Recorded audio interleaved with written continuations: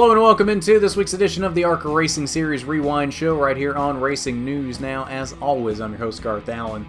Thank you once again for joining me today. If this is your first time catching a Racing News Now video, consider going down below and hitting that subscribe button and ringing the bell for notifications so you don't miss a thing going forward from R&N.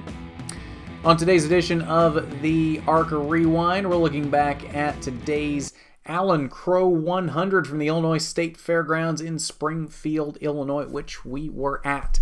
And if you are subscribed to the channel, then you know that. As you saw all the interviews that went up today. We got 4 pre-race interviews from Springfield with all 3 MDM drivers, Chase Purdy, Sheldon Creed, Zane Smith, as well as Logan Seavey, who is making a couple starts for Venturini Motorsports, made one today in Springfield, and he is going to the other dirt track race in DuQuoin.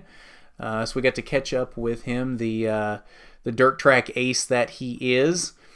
And then we got a winner interview after the race as well, which you will see. It's already up as its own video, but it will also be up later in this episode after we get through the results. So stick around for that, as it is a very entertaining interview. More entertaining than I think I expected. So, and you'll see what I mean when we get to that point. So let's go ahead and get into your results on the day. Christian Eckes would be your winner on the day. That was one of the surprises on the day, as Christian Eckes openly admitted this was his second dirt start ever. And to be able to outrun 2 very good dirt track racers there in Sheldon Creed and Logan Seavey is no small task. Sheldon Creed led a lot of the race and probably had the best chance to win the race. Christian Eckes did lead a lot of laps in this race, though. I don't have the exact number in front of me, but Eckes did lead a lot of laps in this race. A lot more than I think I expected, and a lot more than I think a lot of people expected.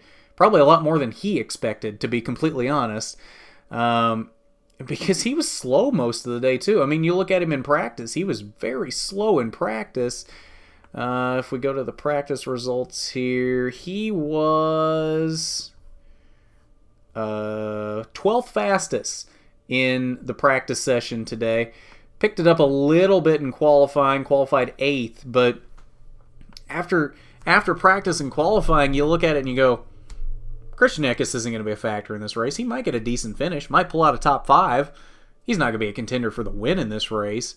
But after the first pit stop, and he gained like 8 spots on pit road, came out in the lead after the first pit stop and held the lead, and not only held the lead, but pulled away from Sheldon Creed. Then you start looking and you go, okay, maybe Eckes has a good shot at winning this race. And he definitely did. He really had to hold off Creed and Seavey at the end there. They really gave him a good run in overtime as we went 6 laps into overtime in this race. But he held his own, and he surprised a lot of people, and I think even surprised himself by winning this race. So great to see Christian Eckes pick up the win today in Springfield. As we mentioned, Sheldon Creed, Logan Seavey, 2nd and 3rd, with Travis Braden and Ryan Unzicker rounding out the top 5. The rest of your top 10 were Brett Holmes in the 52 for Ken Schrader Racing this week. Gus Dean, the hometown favorite, Kelly Kovsky in 8th. Riley Herbst and Natalie Decker rounded out the top 10. Interesting story on Natalie Decker. She had a crazy day. First off, didn't even make it to the track until just before qualifying, as her flight out of Houston to St. Louis got canceled last night. So was late getting to the track, missed all of practice, got there just in time for qualifying. Then she gets into the race with no practice, not really knowing what she's doing on dirt, and has a decent run going, was as high as, I believe, 5th at one point, and then breaks her shifter and is stuck in 4th gear for the final 20-30 laps, I believe is what it was. And to still hang on and finish 10th is a fantastic run after all things considered on the day for Natalie Decker. So kudos to her for given the circumstances, a great run. Final page here, 11th through 20th, 20 cars in the field today in this race. Joe Graff Jr. had issues that I had a front row seat for at the edge of pit road. He ends up in 16th after trying to come down pit road a little hotter than I think what he should have, and ends up smacking the edge of pit wall instead of actually making the pit road entrance. As being a dirt track, pit road entrance is not as easy to get into as it is on most paved tracks. And Joe Graff not having any dirt experience, I think that played a factor in this. So that would be the end of his day, 13 laps before the end of the scheduled distance. Zane Smith also having problems on the day. He ended up in the 17th position. Led some laps early, had some speed early, was actually holding off Creed and Seavey, but then spins out at one point, has a flat tire, comes back down pit road again after that, and then eventually just parks it with engine problems. So not a good day for Zane Smith, and at this point, it's going to be very tough for him, as we will see on the points coming up. It will be very tough for him at this point to win the championship unless Sheldon Creed has some very bad luck in these few remaining races. Chase Purdy came home in the 18th position. He also had problems, lap 25. Spun it in turn 3, and I'm not really sure what the issue there was. I don't know if he couldn't get it refired, if there was more to the incident than what I saw. And that's part of the problem with being at the track instead of like watching TV and not getting all of the information. All I saw was that he spun in turn 3. I didn't see if there was any more to the incident. All I know is that he never really got it back going and they had to get towed out of 3. So that would be the end of the day for Chase Purdy. All right, so that is your results for the Alan Crowe 100. Now, the aforementioned entertaining interview with Christian Eckes. Let's go to that right now. And we're here with today's Alan Crowe 100 winner, Christian Eckes. Christian, it's been a while since we've had you on here. How are you? Yeah, stinky, dirty, sweaty, dusty. I'm feeling great. Yeah. Dirt race. Hey, so none of that matters because you won the race, right? Exactly. So talk us through your day. You had a little bit of an up and down day there. It wasn't like you were leading the whole thing. So just talk us through your day a little bit. We had a really good car, really all day. It was on me basically. We didn't change the car all day. It wasn't like the car was struggling at all. So, all these guys at Kennedy Motorsports did a great job bringing me a car. I need to do a little bit better job getting used to it. But we led that last lap, and that's really the only one that matters right now. So. Yep. I don't know how many laps we led, but we had a really good run today. We led some laps. We were really good on restarts. It's really how we got that advantage. It really was track position today. If you got behind somebody, you get really aerotight. That's really how Sheldon stayed back there. Sheldon, I felt like, had a little bit faster race car driver. He's got experience.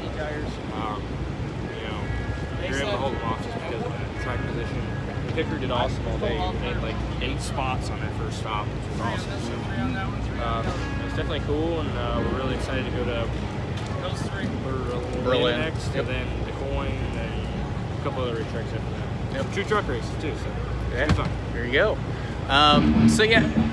This being only, I believe I heard you say, your second dirt race ever. So how was it that you were able to beat somebody like Sheldon who has so much dirt experience? I guess it's as good as mine.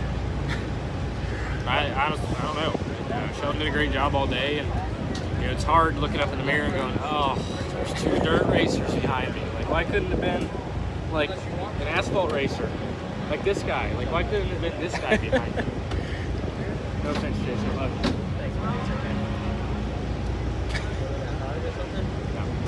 No. Okay. All right. Sounds good. But. I got to meet Brantley Gilbert today too, which is awesome, dude. He came to Victory Lane, he congratulated me and stuff, so that's a highlight of my day right there. You mean Brantley was higher than the Illinois County Fair Queen? A little bit of both. Brantley's a cool dude. Good looking dude. We're like best friends now, so. Oh, there you go. We got past that point on where we're, really good friends. a pretty good best friend to have, I think. Yeah. So let's look ahead now. Saturday, Berlin. What are you looking like heading into that? I was riding the struggle bus hardcore at Berlin, but I was riding the struggle bus here, so is there any difference? Maybe. Probably not. I don't know. Hey, maybe the struggle bus is what you need. Yeah, struggle bus, maybe. practice, qualifying, then you win the race. Exactly. It's kind of how we were at Salem, too. All right. Well, congratulations, man, and man. We'll see you Saturday in Berlin. Shit.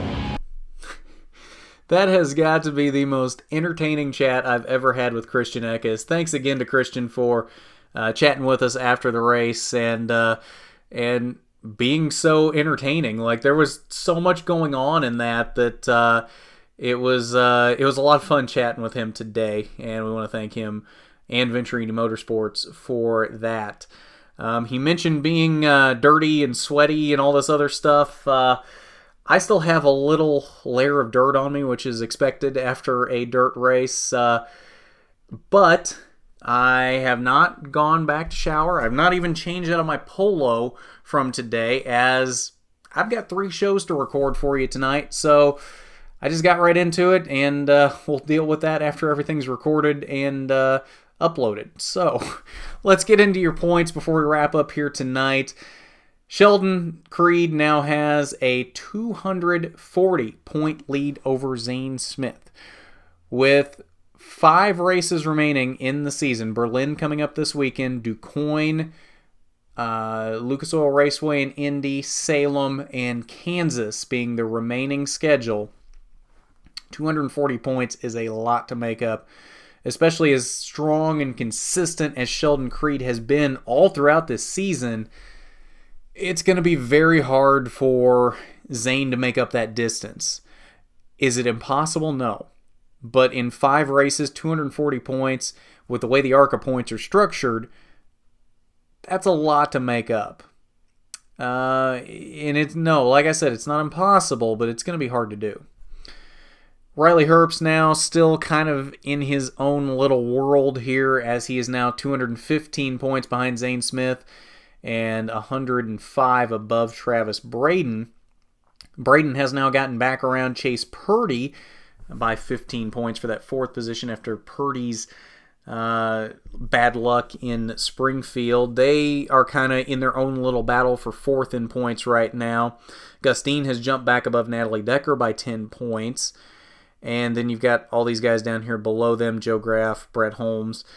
Brett Holmes is trying to claw his way back in to get that 8th position in points, now only 65 points behind Joe Graff Jr. So we've got a little bit of a battle shaping up here for 8th. We've got a battle for 6th between Gustine and Natalie Decker. And we have a battle for 4th between Travis Braden and Chase Purdy, and that's really about all we've got at this point. So we've got a few little battles here in the points makeup, but with as much as the lead has grown between Sheldon Creed and Zane Smith, at this point we got to start looking at these battles below there, because I don't want to say that Sheldon Creed has wrapped up this championship, because by no means has he, but without some bad luck on his part, I don't see Zane Smith getting back up there at this point. So really going forward, unless something drastic changes, I think what you got to look at here is this battle for 4th between Braden and Purdy, the battle for 6th between Dean and Decker, and the battle for 8th between Graff and Holmes. That's what I think we got to look at in terms of the points for these remaining 5 races in the ARCA schedule. So that's your point standings following the Alan Crowe 100, and I think that will do it for us tonight on the ARCA Rewind show. We had 3 NASCAR rewinds go up this weekend, as all 3 series were in action from Bristol this weekend, so go check those out. The Cup rewind went up just a little bit before this, and then we've got pole position, as usual, coming up Monday night, 8 p.m. tomorrow night. So got lots going on here on RNN. We will be in Berlin this coming weekend, which I will go more in depth in this. I'm going to make a special video on this. It'll probably go up tomorrow night, Monday night. It may go up on Tuesday, but being that there is no TV coverage, I'm sure there's going to be a lot of you looking for some specific coverage from Berlin. So I'm going to go more in depth on this in its own video, but I'm willing to do anything extra that any of you want me to do from Berlin for some added coverage. I'm always open to suggestions. And that's what we're here for. We're here to give you, the fans, what you want to see from the track, from these shows, everything like that. So, like I said, it'll be in its own video, but I want to know what you want to see from Berlin. If there's anything more that we're not doing from the track that you would like to see, if it's feasibly possible, we will do it from Berlin on Saturday night. So if you haven't done it already, you need to go down below and hit that subscribe button and ring the bell for notifications so you don't miss a thing going forward from RNN. And hit that big thumbs up button if you like the video. It is much appreciated when you do. So with that, this has been the ARCA Rewind Show. I'm Garth Allen for Racing News Now.